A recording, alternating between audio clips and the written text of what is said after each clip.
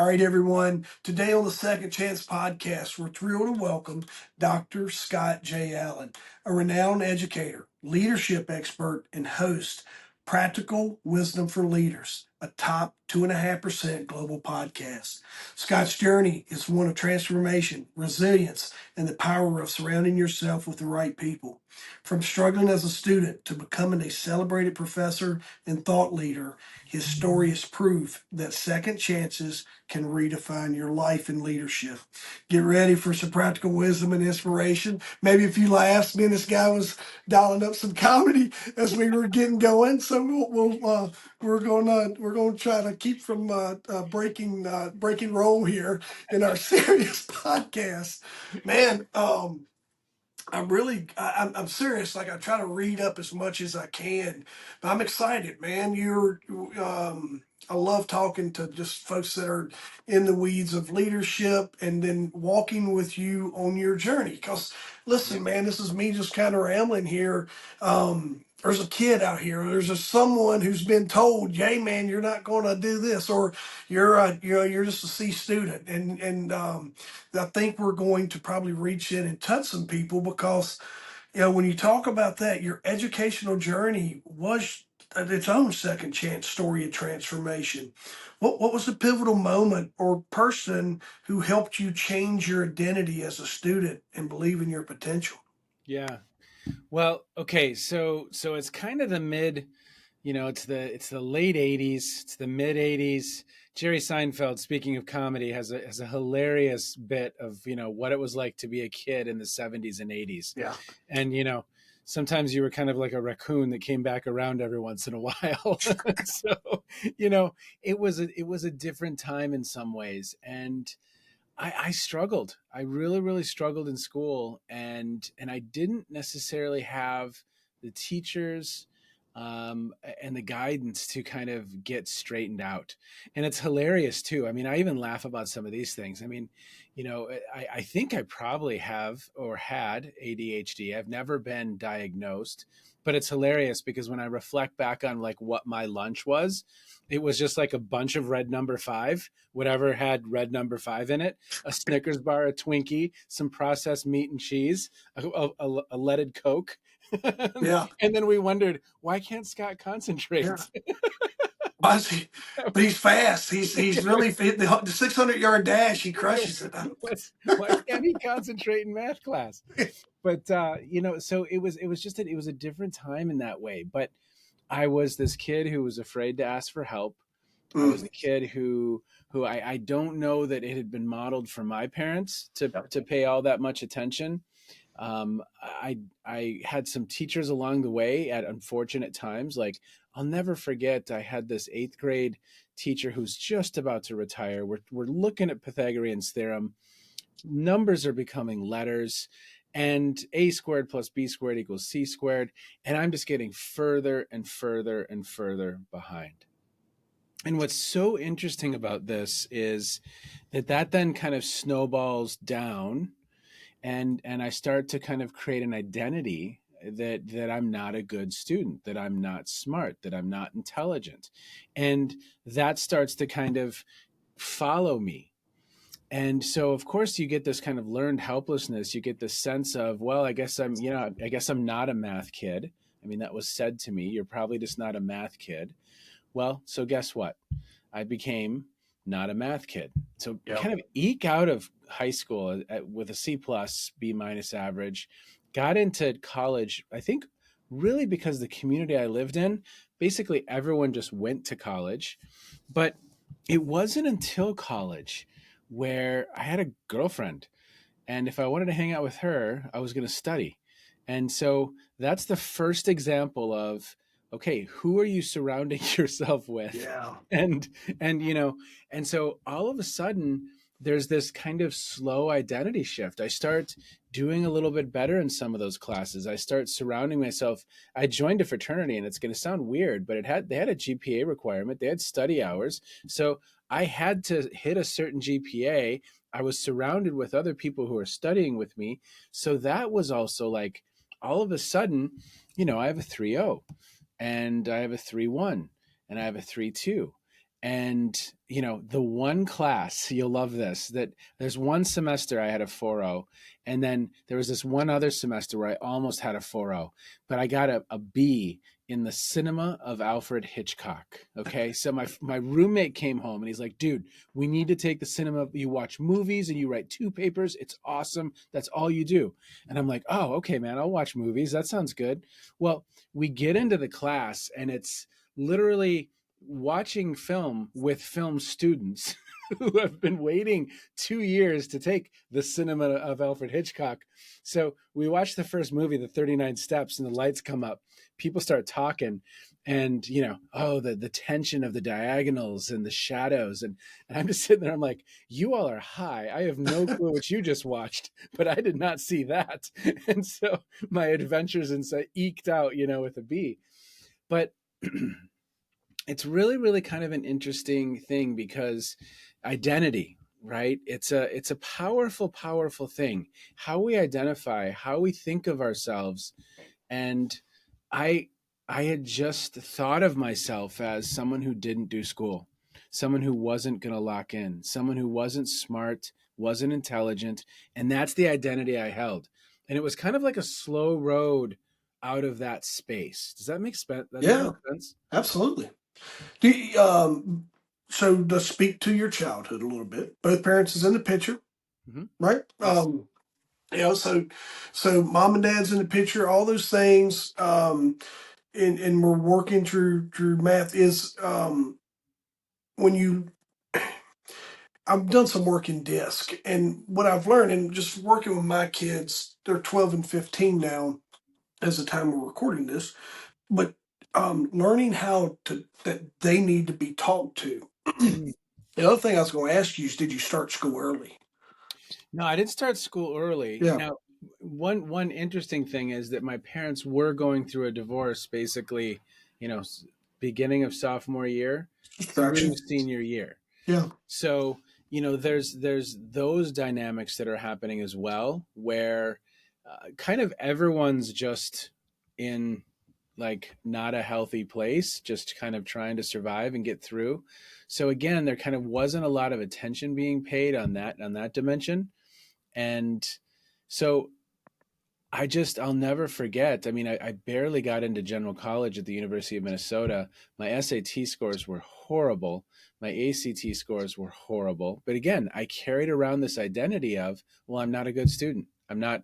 And it wasn't until kind of this slow road out of undergrad where, oh my gosh, I can get a 4.0. And it was the people I had surrounded myself who took a little bit of pride in their grades. I had a few professors who really invested in me and really cared and helped me start to see that I could do this work. But even still, I mean, it wasn't until I hit graduate school and did the PhD where I really hit my stride and just found my love for learning. But it was also, Jeff, like how I learn. So yeah, it's me so too. interesting too. Like my parents would say, hey, go up to your room and study. Well, if I do have ADHD, which I probably have some version of, and I don't know the definitions, ADD, ADHD, but they would say, go up in your room and study. And I mean, that was deafening to me. I just Yep. wilted in a quiet room all by myself. I couldn't concentrate. And it wasn't until college where I really kind of realized, like, for me to get into flow, for me to concentrate, I need people all around me, music blasting in my ears, a big cup of coffee, and then for some reason, I can focus. But, Yeah, yeah, right? yeah. No, and here, so power of people you're around. My son, he got to he where he was at his preschool at the time. It's like a Montessori school, and they had mandatory nap time. And so we get a call. It's like, "Hey, son, don't want a nap." Da, da, da, da. And we're like, "Okay," And then finally, it was like, "Hey, he's starting to be disruptive. We got to figure something out here."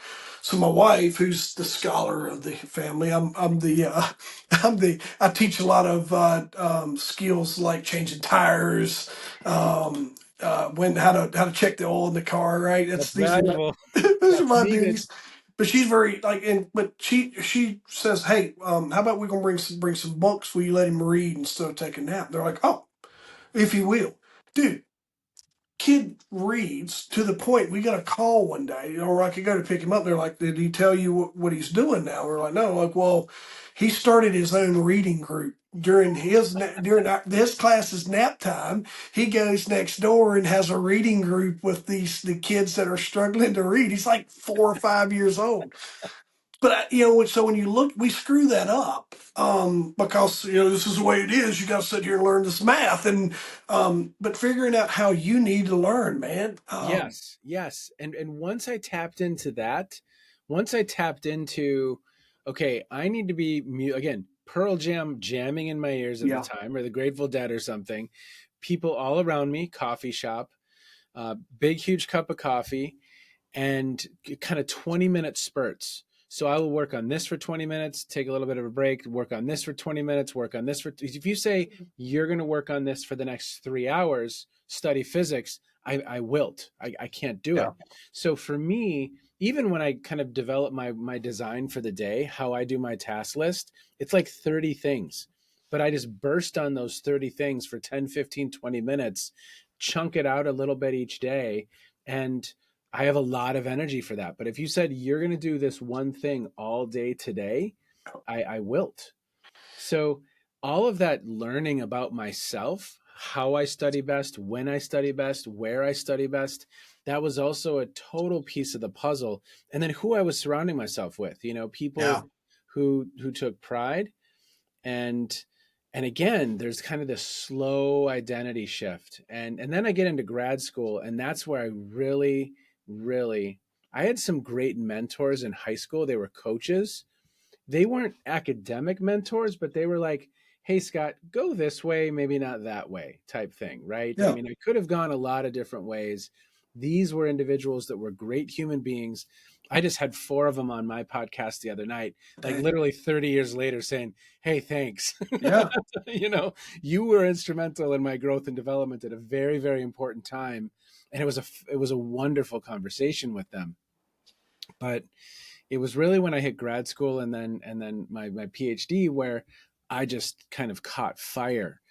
And so it's so interesting. It's so interesting, these identities that we hold on to, and how we can kind of move away from them and become a different person, Yeah. become the person we were supposed to be, right?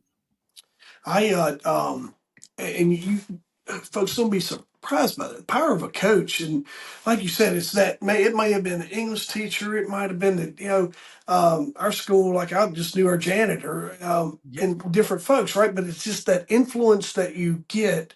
I remember the same thing, and you'll hear me say this sometimes. Just growing up, it was a little dysfunctional, so the cops were at our house a lot, right? Well, when the cops are at your house a lot, you're either going to be one of two things. You're either going to be a criminal or you're going to be a cop. And the influences, like the police officers that would be at the house, they impacted me positively. It was always a good conversation, and they gave me that protector vibe. And that's what I went on to be, right? It's just through that influence and I had some really amazing people that came through my life and really was tolerable for me trying to grow up. I didn't know my dad coming up, right? So, and I still don't, but like it's just trying those dudes that came through and just really helped mold me. Good Yeah. stuff, man. Oh, 100%. I mean, I was a diver, and so there were older guys on the team who were just role models, just incredible people, great humans, great diver, but just kind and nice as a senior to a freshman. And then these coaches that were, so I've my greatest gift in life has been these people entering, and this isn't second chance necessarily, but these people entering at certain Yeah. points, these mentors, these guides who have Yep. said go this way, kind of, and nudged me. And I can reflect back, I'm 52, and at these very pivotal points these people have kind of entered the picture. And so I think, I don't know, it's just been a huge gift for me because It's eye opening. Listen, I yeah. think it may be just coming up on your 50s because I have those. Me and my wife will talk about it, and I'll start saying this is where I was, And like, here comes Yoda. You know what I mean? Yep. Here comes Yoda, and I'm like, yeah, I'll go through the tunnel, and Tunnel. I, Oh shit, Darth Vader. yeah, yeah. Whoa, wait, that's me. Oh, crap. Yeah, yeah, but it was in Yeah. exactly what you're saying. And now I like when I'm speaking or I'm teaching or whatever, and I really tell people pay attention. Eckhart Tolle does a book on this called The Power of Now. And Hmm. when you're in the moment and you're whether it's a positive moment, a stress moment, but especially if you're being tested, to stop, pause, and say, all right, what am I trying to learn here? What's Yeah. life? What lesson? Because you're missing the lesson type thing. And Yes. man, after I started paying attention to that stuff, oh my goodness gracious, I call people now and I'm like, hey, you don't, you really made a difference. They're like, well, all I did was like bring you $5, and I'm like, yeah, but let me tell you what that $5 did ultimately. Um, it's absolutely crazy when you sit down and really start looking at your moments. And I challenge our listeners to pay more attention, even no matter where you're at in life. Like really start paying attention to your moments and the people that come in. Yeah. And I think at times it can be easy to kind of discredit some of those people or not see the potential. It can be easy to um, kind of in some ways. I mean, the phrase I'm thinking of right now, and it's not the right one, but like not let them in, so to speak. Like I have a mentor right now, and I had a podcast, and this mentor was a listener, and he was like, "Hey, I want to talk." So it could have been easy for me to kind of blow that off, but I was like, "Sure, let's have a conversation."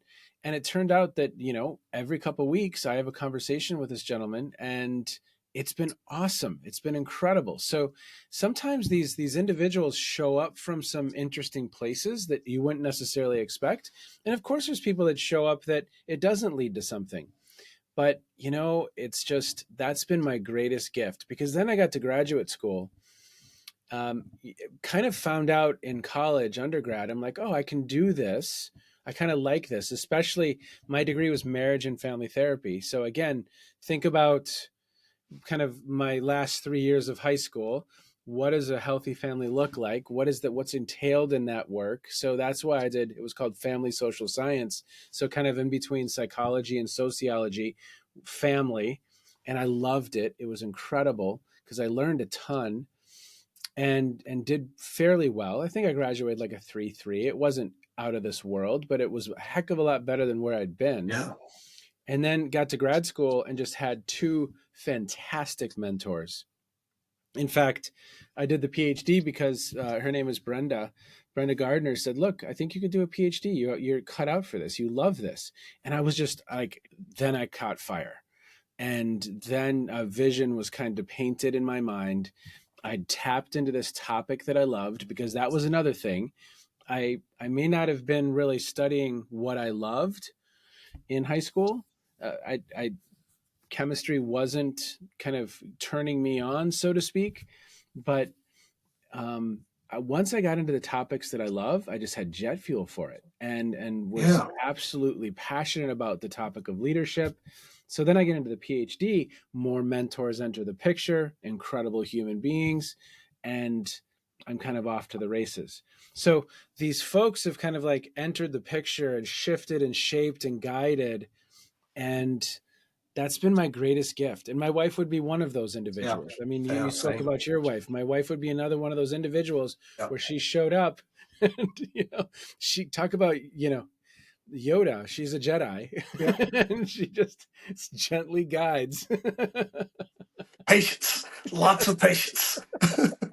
Oh man,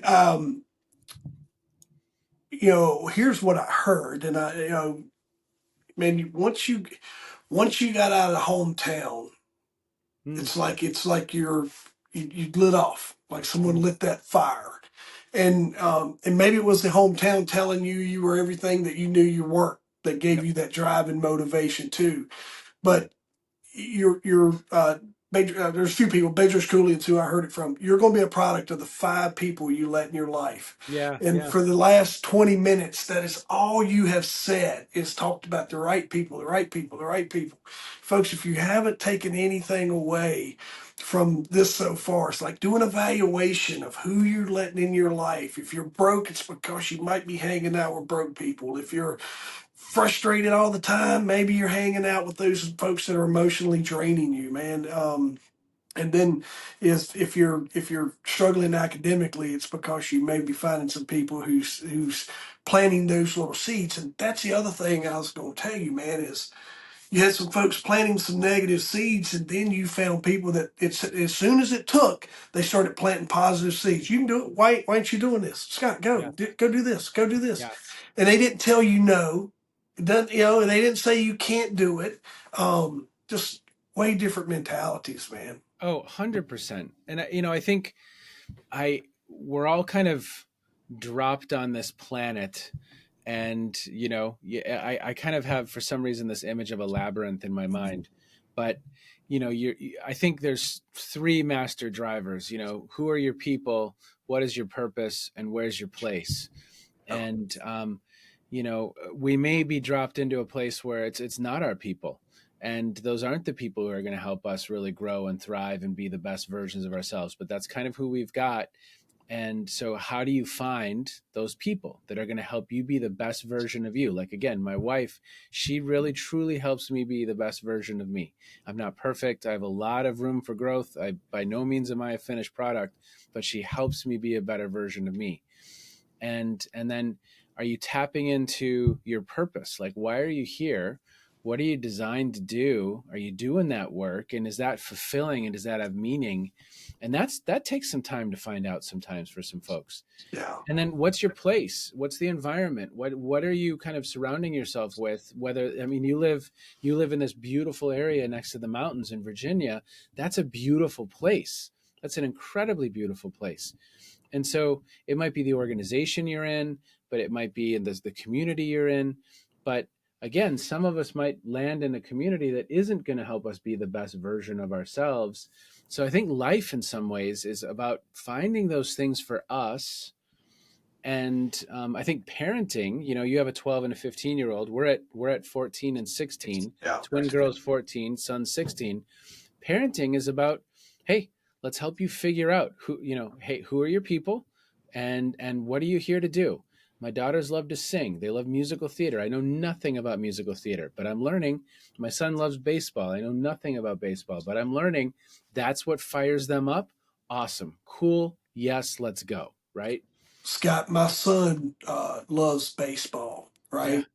And I was like, hey, what are we going to do with this? And we play a lot of baseball. And he was like, I was like, you'll see how far you can go? And he's like, yeah. I was like, you want to try playing college? He's like, I'd love to play in college.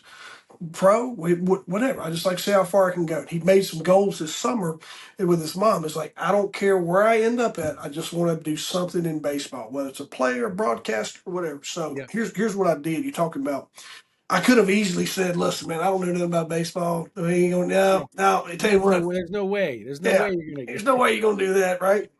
So I was like, "Hey, also you just got to commit to the work."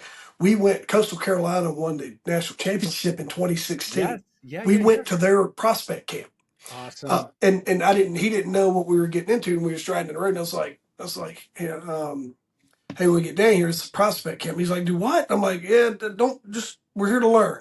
No, Yep. just and I told him after it was over, I was like, if we don't know what it takes to get to that wherever you want to go, I said, me and you've got to figure that out. I could easily say no, but man, when we can jump in the car and we can go show up, we know how fast you got to be, we know how hard you got to Yep. throw, we know Yep. all the things. If you want to play at Division I ball, we Yep. know what it takes now.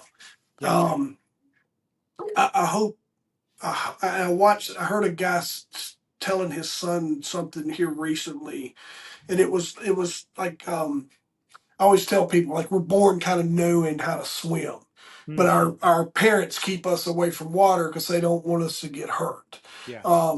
And we learned that when my kids were being born. So we got our kids into swimming like super, super early. They take the parents out of it and they kind of just drop them in the water and then they do their thing, right? Yeah. Because let them use their natural. So we tell our kids no, but we try to explain why and the consequence if we need to or whatever. But then just showing the outcomes. Yep. don't just, yeah, man. That's so cool to hear you frame it the way that you are, because it makes sense to me. Oh, good. Um, Well, I mean, it's I think that's part of our job as parents. I mean, how, if we're doing it well, we're challenging them to figure out why they're here and exposing them to a lot of different things. We're challenging them, to your point. Okay, it's called the zone of proximal development. Like, we're keeping them just outside of their comfort zone. We're stretching them, not so yeah, far that they break, but we're stretching them. You exposing your son in that way and saying, look, here's what this looks like. My son and I, we were at the Denison Prospect Camp, right, yeah, in Ohio this fall. And yeah, it's a great experience because you might be a big deal on your team, and let's look at the broader pond that you're yeah, existing in, and it kind of paints a picture. But then you're there to help guide them and put them out of their comfort zone, but there to, it's called challenge and support, right? You're challenging them to take it to the next level, but you're also providing that support. And then when they fail, when they don't achieve what they wanted to achieve, and we've had some of that in our house lately, then how do you help them fail well, fail yeah, forward? And how do you as a parent model failure yourself? Like, I'll sit at the dinner table sometimes and I'll say, yeah, I submitted a paper and it got rejected. It's not going to get published. And they're like, what, you fail too? And I'm like, yeah, I'm putting myself out there, right? And yeah, that's how you know you're growing, when you're putting yourself out there. And failure is a part of that, or not getting that. And I always use the word yet. I'm just not there yet. I'll get there, yeah, but it's not happening yet. And that mindset, it didn't I was in a fixed mindset. It was just, I'm not smart, I'm not a good yeah, student. Like, that was the rule in my head. I'm not a math kid. That was the rule in my head. And so again, it's that identity shift, it's that mindset shift. It's so much fun to watch, and to it's an honor to be a part of their lives and oh watch them gosh, grow. But yeah, you taking your son to Coastal Carolina, I was on that campus about 3 years ago. yeah, Beautiful campus. oh yeah. And yeah, I mean, just awesome, right? Nick, you've got a AAA club there in Columbus. It's Clippers. Nick, yeah, the Clippers. Nick, I think it's Nick Enright is his name. Okay. I run into him. He works out at a gym that I go to. He's Awesome. in there one day. This is years ago when um, it's 5 years ago. So then he's in there working out, and it's obviously a pitcher, right? And he's a big guy, and I'm not a stranger to anybody, if especially in the gym because I own one. And so I just Yeah. walked over and was like, "Hey, you look like a pitcher," and he's like, "Oh yeah, yeah," and he stops, tells me all about himself. He played at Tech. He was in the Cleveland club at the time. He went, and then he's back there. And I was like, "Hey, my son's starting to play baseball. How did your dad handle just because Mm, yeah, he's kind of someone who's not quite made it, but he's closer than yep. he's really, really close." And he said, "Look, man, my dad was a dad." And he's like, "My dad got me to camps, he got me coaches, he got me the things that I needed, helped me position him." He says, "But he says, probably the biggest thing I could tell you, my dad was just there to support me and be a dad, not really be that grinding coach Yeah. that, yeah, you can do." So we Oh don't do man. that either. Yeah, the pressure that I watch some of the parents put on their kids. The kid makes a mistake and they immediately look over at the parent, and the Yeah. parent's all agitated and mad. And it's in some ways been a blessing that I know nothing about baseball, because I'll ask stupid questions, right? Like, Yeah. so tell me what WAR is again, and Yeah. he gets frustrated with me. But it's actually kind of a good thing, because I'm there and I'll say, look, what are you working on today? How did you feel? How was your swing? I can't tell technically what his swing was doing, but I'm just there, like you said, to be a dad, to be supportive. What resources do you need? How can we support you? What are your goals? And then, every once in a while we'll challenge the mindset, Yeah. but again, it's a gentle nudge. And yeah, I mean, it's a fun conversation. It really is. The parenting piece of it, but then also the mentor piece of it, and who are those guides? And again, I kind of see my son having some of those people entering into his life. He has a Yeah. coach right now that he Yeah. just loves. It's a click. It's awesome. He's learned a lot, and that's been my greatest gift, is those people that have entered the picture at seemingly like a film, just the right time. often. It's crazy. Mhm. It is absolutely, like I say, when you go back and you really start storyboarding those, ting, and you're like, why did this person enter here? Yeah. Did you do so much in leadership? And I'm kind of probably like you. Is there one person? Did you have that one? You're like, it's my guy Mm. or my girl. Did you have that one person that kind of influenced your leadership or your just what do you do now with that? Yeah, so my first job out of college, I had a boss. His name was Bob, and he basically hosted a book club on Thursday mornings at 7 a.m. And we read this book called The Leadership Challenge, Mm, and that, like, as a 22-year-old, was the first time I was like, oh my gosh, like leadership is something you can study. Leadership is something that people have researched, and and it wasn't an academic book, but it's in its like seventh edition now. These gentlemen have been writing it for 40 years. It's a great book, Leadership Challenge, and just foundational. And I that's where I tapped into the topic. I was like, I'm in. Let's go. There's jet fuel for this topic. I just had endless energy to learn more and more about it, and still do. As I talk, and you know this, well, the awesome thing about having a podcast is that you're kind of systematizing your own learning by talking with people who know more about something than you do. yeah, And I'm talking with people who are kicking my butt every week because they know a heck of a lot more about the topic than I do. And I'm just kind of along for the ride and I'm learning. And that's another thing. Like, I used to think of myself as not smart or not a good student or not someone who enjoyed learning. I love learning. I yeah, love learning. It's that I have to talk with people. This is another thing I learned. I'm more of a learner through conversation and dialogue.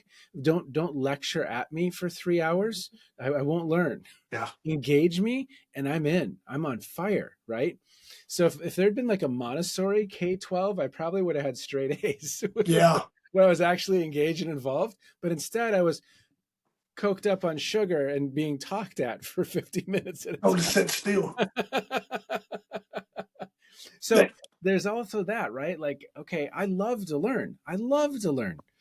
But I had to figure out what that means for me because what I'd been exposed to wasn't the right recipe, wasn't how I best consume knowledge or take in content. Does that make sense? Yeah, I watch business owners do this, and it's one of the things I work with them on their messaging.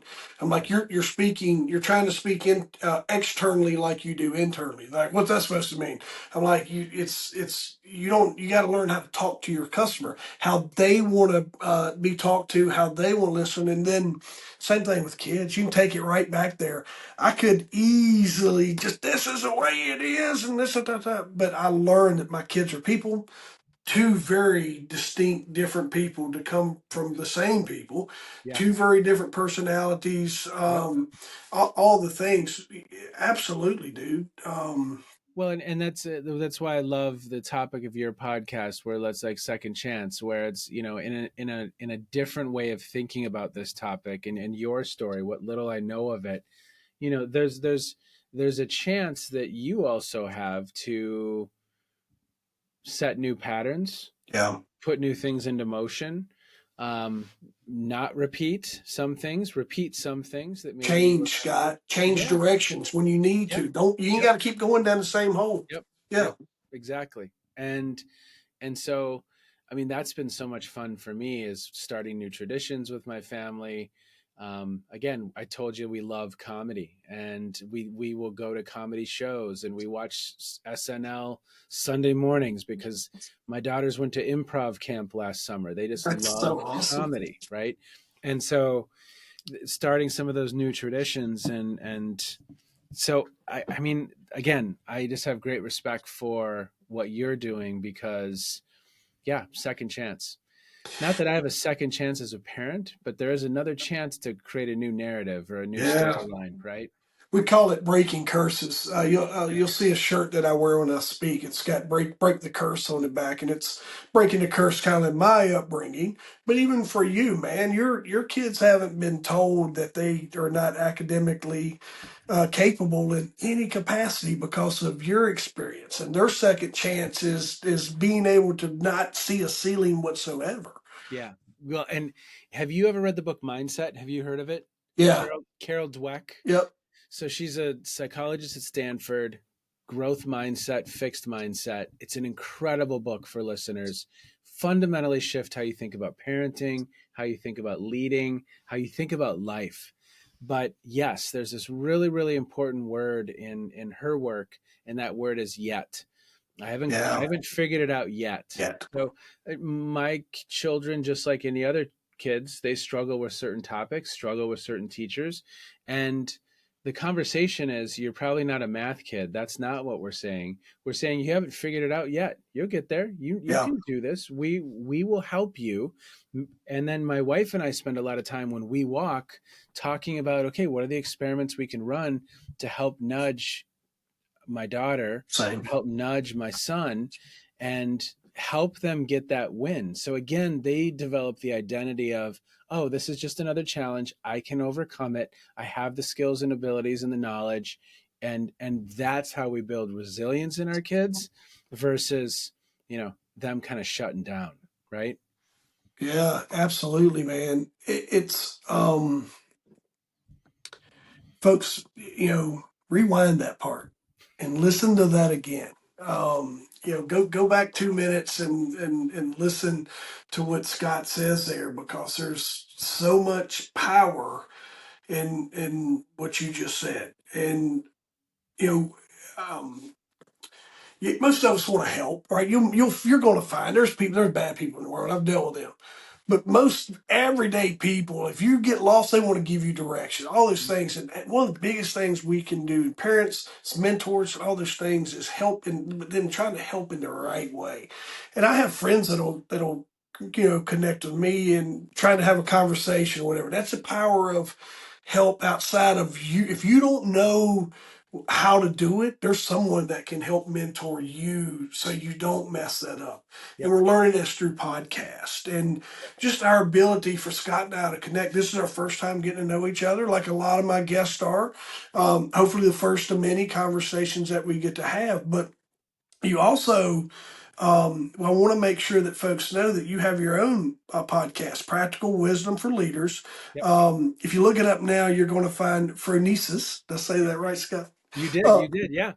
It's Aristotle, it's Greek for practical wisdom. It's yeah. not a practical term for practical wisdom. Yeah, that's what we were talking about. I was rehearsing it before this show, and just joking about it. But like, it's like, hey, that's not an SEO friendly. Yeah, yeah, As no. your business coach here, Scott, as your business coach, we need to turn this around a little bit. We had, 100%. In fact, I've been getting that coaching quite a bit recently. Like, hey, lose this part. That's not in the search terms from Google. we Yeah, can put it on the shirt. It'll be good. It'll be good on the apparel. yeah, Um, and we'll do it like with a little QR code so yeah, people can scan. But you have it focuses on leadership journeys. yeah.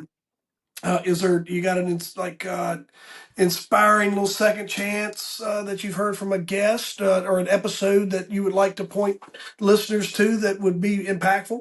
Oh my gosh, second chance. Okay, so there is a woman, I've had her on twice. Sarah Safari is her name. She's Iranian American. She is a climber, and her goal was to climb the highest peak on all the continents.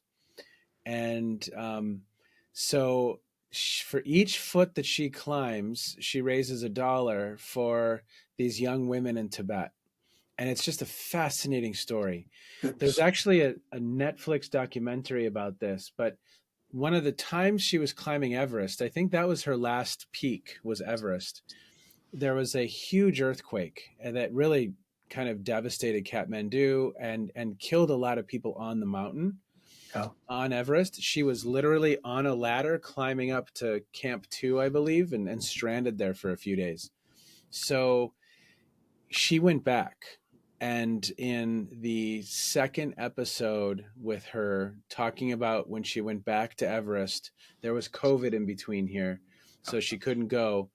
But the second episode is just incredible. And literally, I was crying as she was telling the story. I could cry right now, like just thinking about it. But so that for me are two episodes, because you kind of get the precursor and then you kind of get the conclusion of the story, and both are just really powerful. And then underlying all of this is the good that she's doing in the world, and trying to keep some of these young women out of the sex trade, trying Yeah, to make sure they're educated, and it's fascinating. So let's check it out. that's one that comes to mind. Sarah Yeah. Safari. Yeah, I don't, I've spent 40 minutes having a parenting class with you, Scott, but you have this thing that you're really good at called leadership. But you're passionate about the future of work and leader development. How do you think second chances in leadership, such as bouncing back from failures, will become even more important in tomorrow's workforce? Okay. So uh, this is a great question. How I want to approach it right now is that, first of all, leadership, to be a really great leader, just like to be a really great parent, because I think parenting is also a leadership role. I'm co-leading with my wife, we're leading our family. So I think that's 100% a place to practice. Again, by no means am I perfect at it. I'm failing forward just like everybody else. But there's a mindset there that I'm trying to become better. And I'm going to go to a quote that I absolutely love, which is, "Who you are is how you lead." So, who you are, well, there's a whole world underneath that quote. And that's your personality, that's your maturity, that's your knowledge about the activity of leading others, that is your emotional intelligence, your tolerance for risk. It's so many different things: your ethics, values, character, your integrity. All of that is underneath that quote. Who you are is how you lead. Now, the reason I love that quote is I think you could also say who you are is how you parent. So, Mhm. who are you? And are you the best possible version of yourself? And so for me, one of the first things you have to do before you lead, are you performance ready? Are you in the process of becoming a better version of yourself? Now, that could be in part your world, fitness, that could be yoga, that could be meditation. I see a psychologist every 2 weeks. I have a mentor I speak with every 2 weeks. Are you becoming a better version of yourself always? And again, we talked about on the podcast, that's systematizing my learning. I'm learning right now in this conversation with you. And that's a great place to be for me, because it helps me pause, stop, reflect, think about what I'm doing, what I need to shift, do differently. So when I think about the future of leadership, for me, and it's a weird answer because I could go into a conversation about AI, and I know a fair amount about AI and how sensor technology and virtual reality, extended reality are going to transform leadership and leader development. Love that conversation. But for me, what I'm really, really focused on right now is, before you even take on a leadership role, are you whole? Are you taking care of mind, body, spirit? Are you in a continual place of learning and growth? Are you building that really solid foundation? Because leadership's hard. It's not easy. It's very, very difficult work to do well. And one of the best things you can do is build in that kind of continuous improvement cycle from the beginning, so that just exists. Because whether it's a pandemic, a supply chain challenge, whether it's social unrest, whatever the challenge is, it's going to be there. Something. There'll be something. Work from home, a talent shortage. It doesn't matter. There will always be stressors that we're confronting. Are you the best version of yourself to be there for others? If others are in your care, are you the best version of yourself? So that's one thing that comes to mind. And then the second thing is you have to go into the activity of leading others with this level of humility, because again, no one's been through digitization, and no one can tell you exactly what 10 years from now looks like. We know the landscape is shifting quickly. And so are you staying curious? Are you staying a little bit humble? Because what worked yesterday will not Yeah. work tomorrow. And you need to surround yourself with really good people that feel like they have voice, that feel like they can bring their perspective to the table. Because to stay relevant, oof, there's going to be massive shifts in the coming years. And some of them are super exciting, some of them are a little bit worrisome, but your knowledge today is not going to be the knowledge you need 5 years from now. So are you learning? And are you Absolutely. open? And are you humble? And are you curious? And do you have a growth mindset? And are you as whole as possible?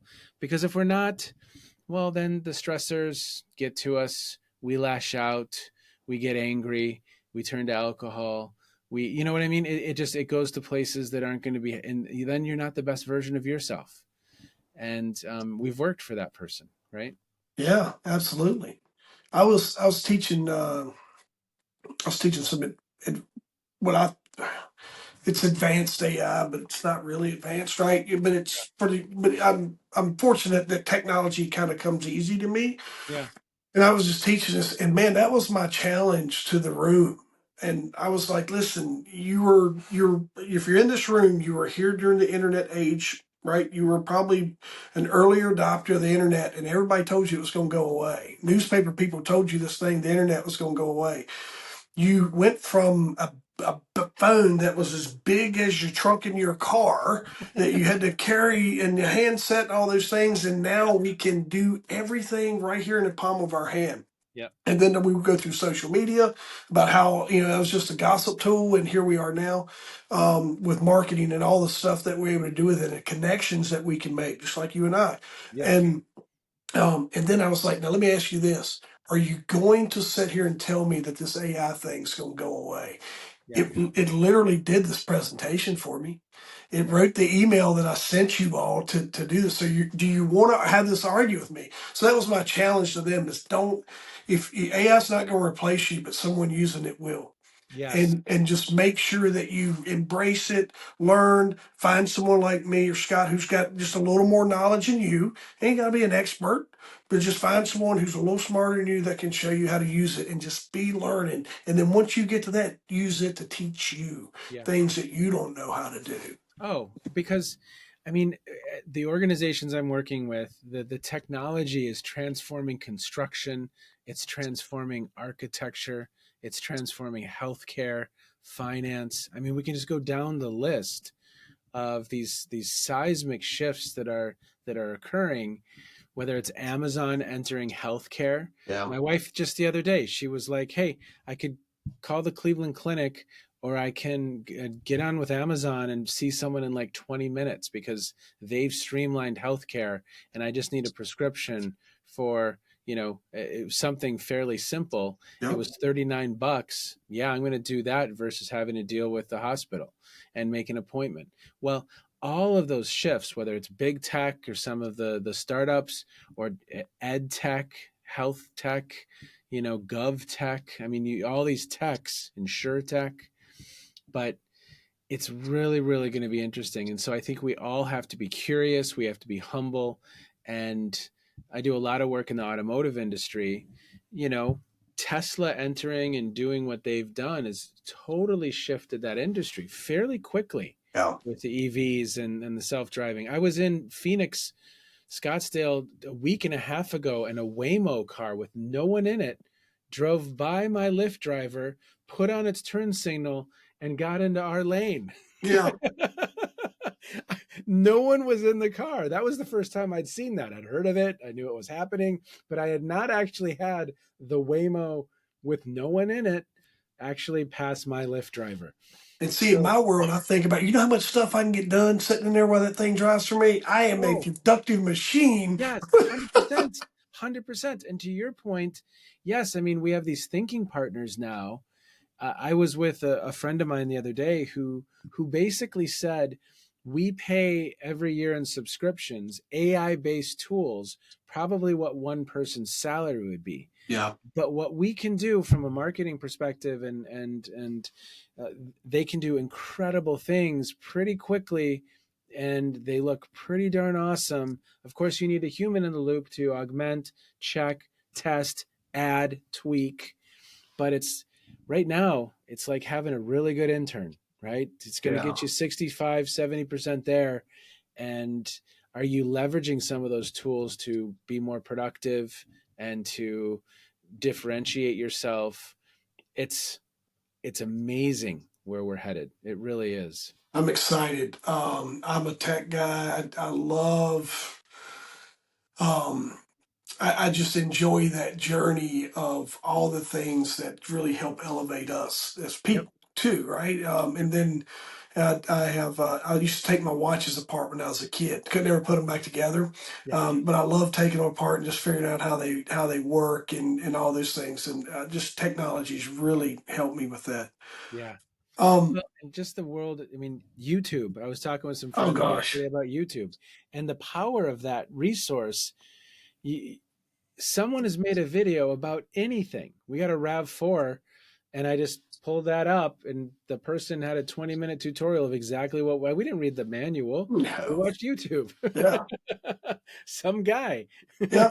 I had to reset the oil light on my Toyota the other day. We just got in. Same thing. It was like, press the key, and I'm sitting here. I didn't read the manual. Yeah. Yeah. And, such a powerful tool just to teach us how to do things like that. Yep. Um, Yep. Code, right? There's all sorts of stuff.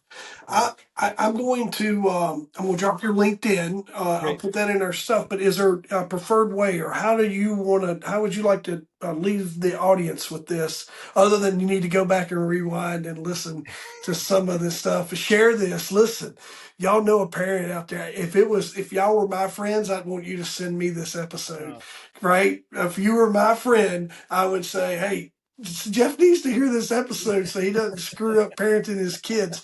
Um, and I would really appreciate it. And I know that we would appreciate you all sharing this for us too. Just two oh, for dudes sure. getting to know each other and shooting a breeze here and hopefully making the world a little bit better. But how would you like for folks to connect with you and whatever you'd like to leave us with? So the great way to connect with me is scottjallen.net or Scott J. Allen on LinkedIn. So both of those are great ways to connect with me.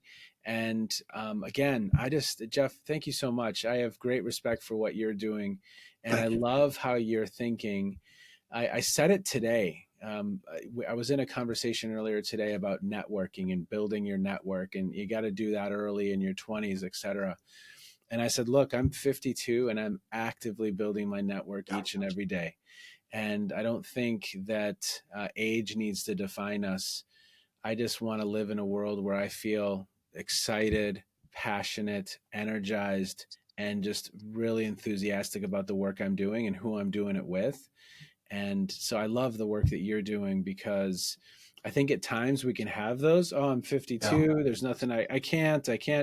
No, there's a lot that we can accomplish. There's a lot we can do. And those second chances and that mindset is powerful. So thanks for what you're doing too. Yeah, I appreciate it. Relationships and reputation. I Yep. teach on those. If you'll take care of both of those things, if you'll build relationships and guard your reputation, you'll go far in life. Yep. Yep. And then as Scott's told us multiple times, and we want to make sure you listen to this, is surrounding yourself with the right people, folks. Yep. Big deal. Man, thank you. Okay. I'm walking away here with my cup full, man, and I really appreciate you taking time to let me get to know you better. Oh, well, the feeling is mutual. Thank you, sir. Happy holidays. Yeah, likewise.